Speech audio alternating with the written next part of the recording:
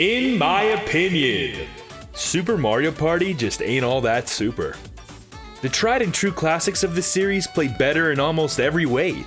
They have a lot to offer when it comes to lasting, high quality content, so let's see how Super Mario Party holds up in comparison. The first 4 games have nice intro cutscenes with music matching the movements on screen.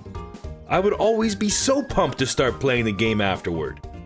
The 4th is also the only one in the series with pre-rendered cutscenes, and boy do they stand out. Super Mario Party actually has an intro, but it's just a copy of the first game's story. The music is also just a backing track, so the whole thing feels lazy. And what about single player? Again, Super Mario Party actually has this. It's called Challenge Road, but it lacks character. You beat a bunch of minigames in a straight line a few times. I mean, would you rather have straight roads or twisty, adventure-y paths? Wimpy rivals or an epic battle with Waluigi on Waluigi Island? Baby's nap time difficulty or something you actually have to gain skill to beat? Super Mario Party does have unlockable difficulty, but for me, presentation and charm are required to keep me fully content. Content? Unlockable content? Super Mario Party gives me new characters, which are normally a primetime unlockable. Cool! But why is unlocking them confusing in this game? They just appear in the gosh-forsaken plaza and nobody tells you anything. You gotta notice them on the plaza map yourself or walk by and talk to them. I was using the menu instead of roaming the plaza, so I ended up needing to Google how to unlock the characters.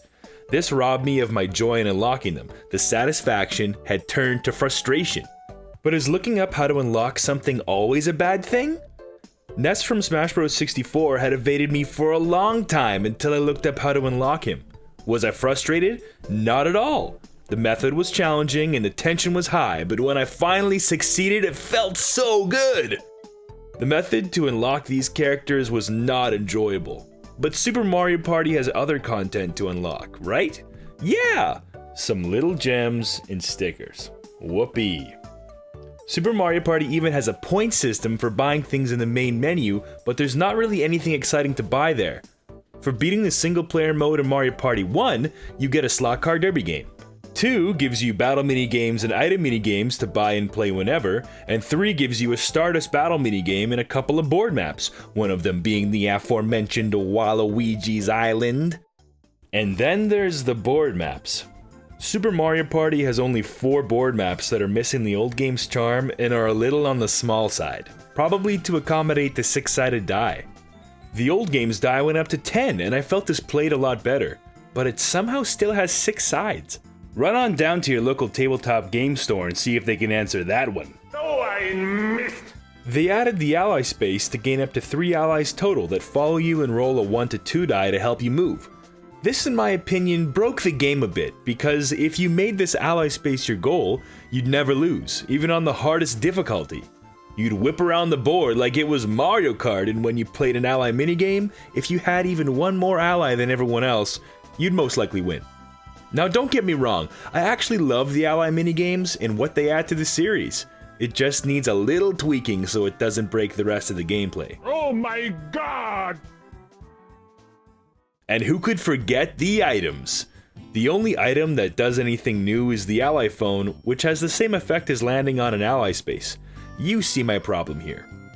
The first Mario Party only has items outside of the actual party, which were more like options you could turn on and off. 2 introduced items for use during the party, but you could only have 1 at a time. 3 really cranked it up a notch, so you could carry 3 items that you could buy from 2 different item shops, and even rare items you could find hidden on the board.